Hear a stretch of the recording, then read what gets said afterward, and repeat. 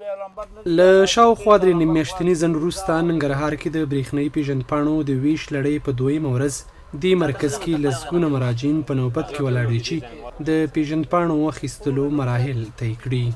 هغوی چې د پیژندپاڼو ترلاسه کولو ته راغلي له خدماتو خوښ دي، خو غوښتنه یې دا ده چې د انلاین لوملیکنې پروسه دې هم ژر پیل شي.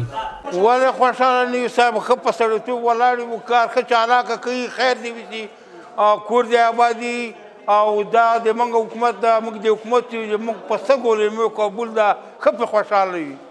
یعنی اوس مهال دا بسنه کوي خو کارکون یعنی نفوس کم دی دا مهال بسنه اوس کوي خو په راتلونکي کې بسنه نه کوي. د برېښنایي پیژندپاڼو د ویش مرکز مسؤلین وایي ټولو کسانو ته چې پخوا یې انلاین نوملیکنه کړي یا یې ځینې مراحل طی کړي او یا هم نوي عریضې کې پیژندپاڼې ویشل کیږي. د دوی په خبره د وزیرانو شورا د پریکړې له مخې د یوې پیژندپاڼې بیه له 100 افغانیو څخه 300 افغانیو ته لوړه شوي او ننګرهار کې 3 واړه مرکزونه اوس مهال هره ورځ د شاوخوا 3000 پیژندپاڼو د ویش ظرفیت لري.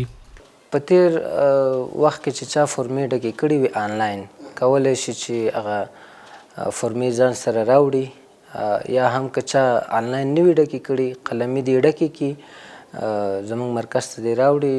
په دواړو حالاتو کې هغه دوسیه ترې اخیستل کېږي، ته مراحل پې کېږي، بیا ورته زنګ وهل کېږي بایومټریک د خاطره. د په خبره ټولو مراکزو کې د نارینه او ښځینه لپاره جلا جلا څانګې جوړې کړي او د ښځینه بایومټریک د ښځینه کارکوونکو لخوا کېږي.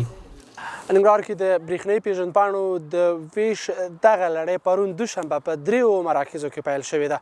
که څه هم د مراجعینو ګڼه ګوڼه د تیر په پرتله یو څه کمه ده، خو مسؤلین وایي که د مراجعینو شمیر زیاتیږي نو دوی ورته چمتووالی لري او بسنه کوونکي خدمات وړاندې کولی شي.